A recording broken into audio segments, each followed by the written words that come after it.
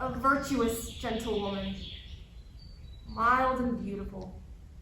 I hope my master's suit will be but cold, since she respects my mistress's love so much. Alas, how love can trifle with itself. Here's her picture.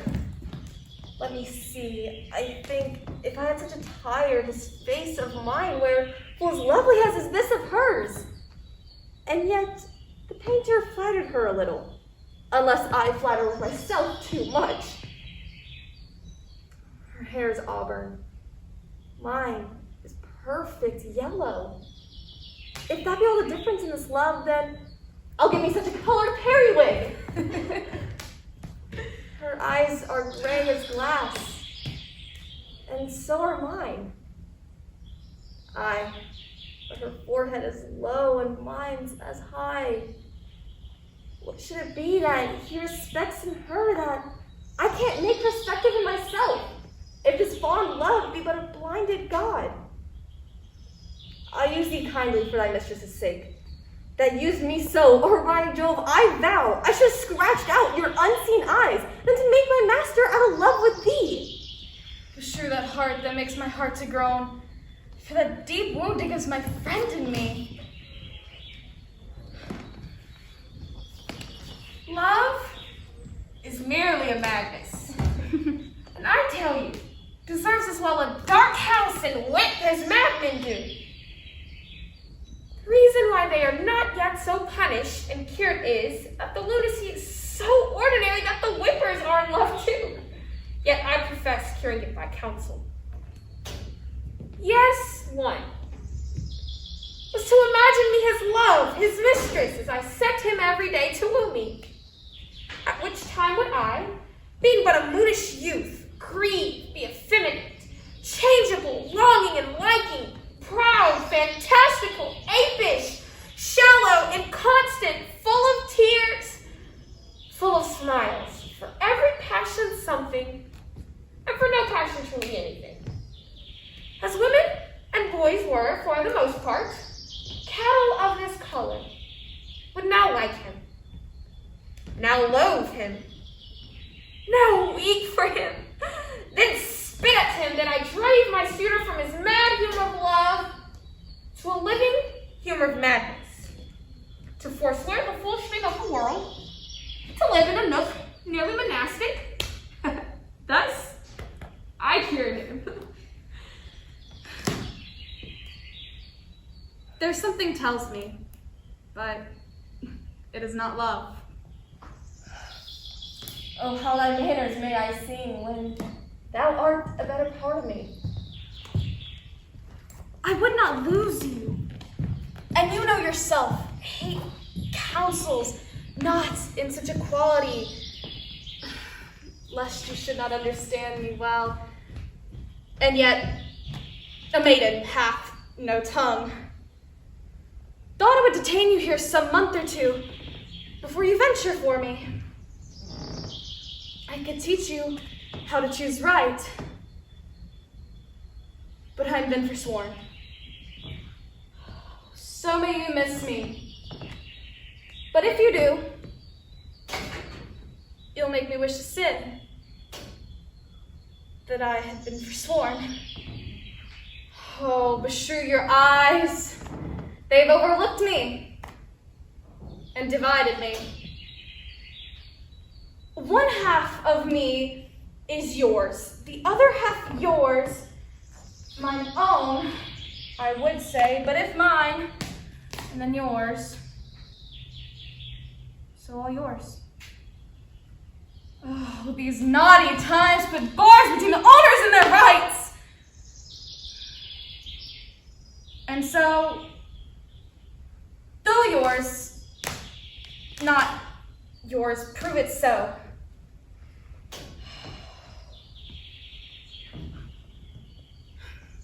I speak too long, but 'tis to peace the time, to eke it, to draw it out in length, to stay you from election.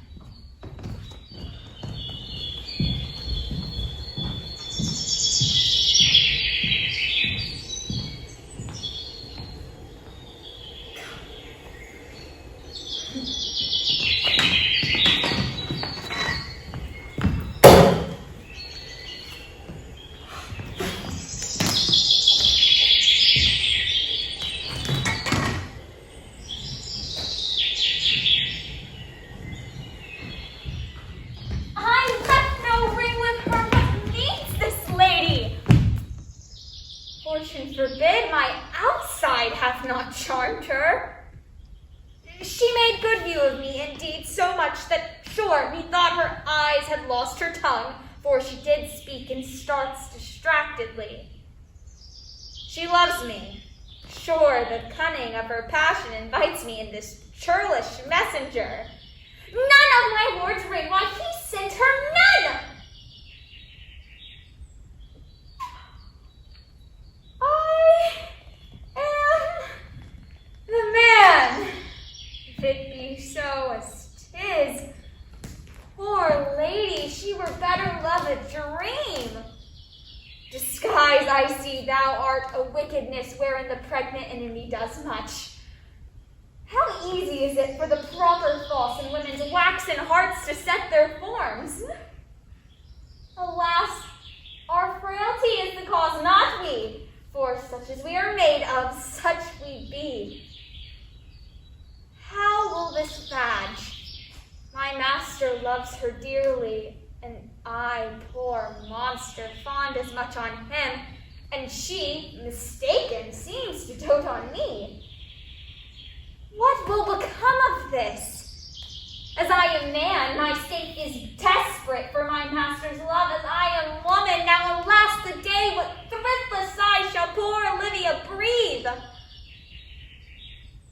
Oh, time, thou must untangle this, not I.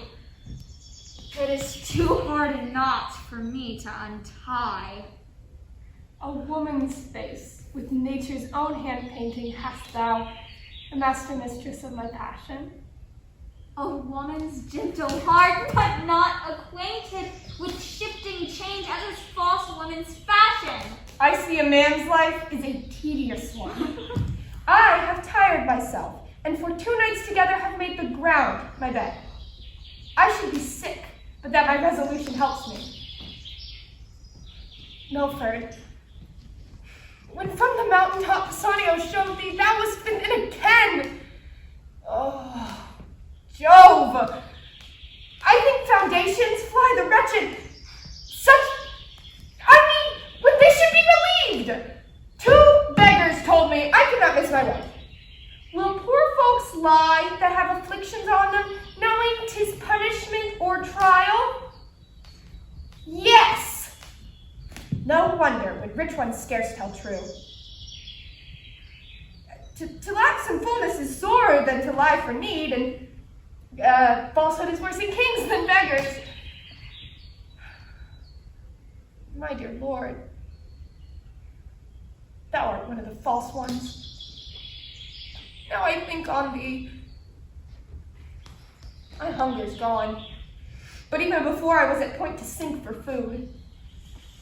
But what is this? Here's a path to it. To some savage hold.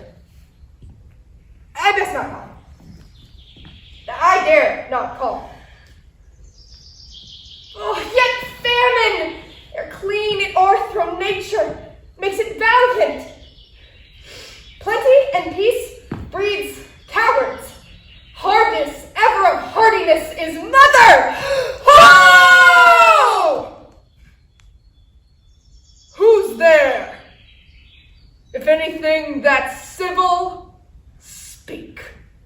If savage, take or lend.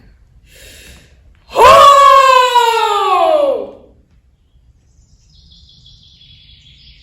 No answer? Then answer. Best draw my sword. And if mine enemy do but fear the sword like I do, he'll scarcely look on it.